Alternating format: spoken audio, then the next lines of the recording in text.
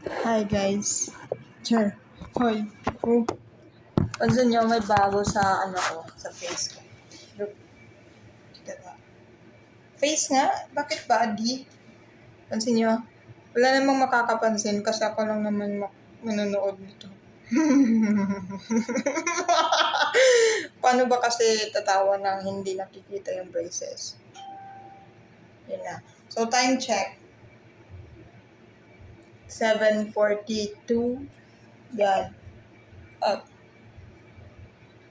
7:42. Ay, paano yan? Yan. Basta 7:42 yan.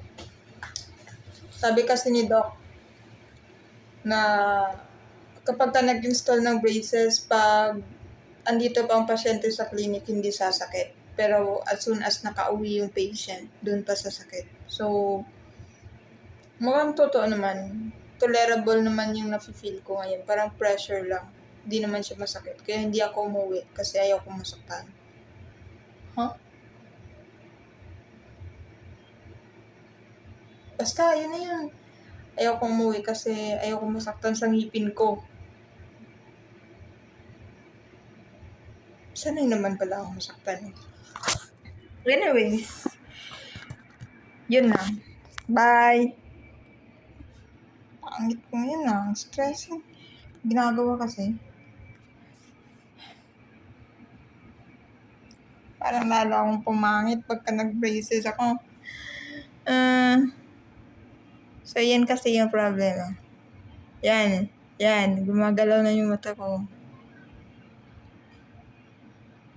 May involuntary movement na sa eyelid ko. Yan kasi yung problem ko. Ayan. Tapos ito. Yan. Yan yung problem ko. Kaya magpapabraces tayo. So, what's the purpose of working here in the dental clinic if we don't fix our teeth? Right? Teeth. Ang OA. Di naman masakit eh. Ang OA niya talagang kain-kain kayo ng noodles. Parang tanga. Ang OA niya magsalita. Hindi naman masakit ang braces talaga. Pressure lang. Yung pagsasalita, sa akin maintindihan kasi may appliance akong sinusuot sa lower. Pero sa upper wala. Braces lang talaga. Bakit yung iba? Ay, sakit kasi ng braces ko. Parang ganun na magsalita. Bakit? Hindi naman Mababa rin naman yung pain tolerance ko. Hindi ko naman natitiis agad. Hindi ko naman talaga basta-basta natitiis yung mga sakit talaga. Kung may sakit, bothered ako. Kung may kirot, bothered ako. Parang lumireact ako. So, mababa yung pain tolerance ko. And I'm not into spicy food talaga. So, mababa talaga yung pain tolerance ko.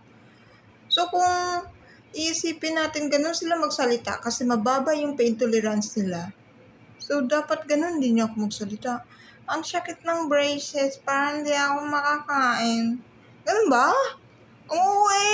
Parang, ito lang pagka ginalaw-galaw mo lang ng dila, yan masakit talaga yan. Pero yung sa akin, pressure lang, yung nararamdaman ko, hindi naman. Ang OA. Well, opinion ko lang yun. OA talaga. Okay? Maintindihan siguro kapag kabata. Kasi yung bata, medyo pa talaga sa pain eh. Pero yung mga adult na, sumusubo naman ang titing hindi nahugasan eh. Sabi, love, ang sakit ng braces niya. Ang OA, tangina. Ang OA talaga, ang OA. Kakain kayo ng hotdog na hindi nahugasan. Buhok pa nga eh. Tapos, di kayo nagre-react pag nasusuka na kayo. Yan lang. Yan lang, bye.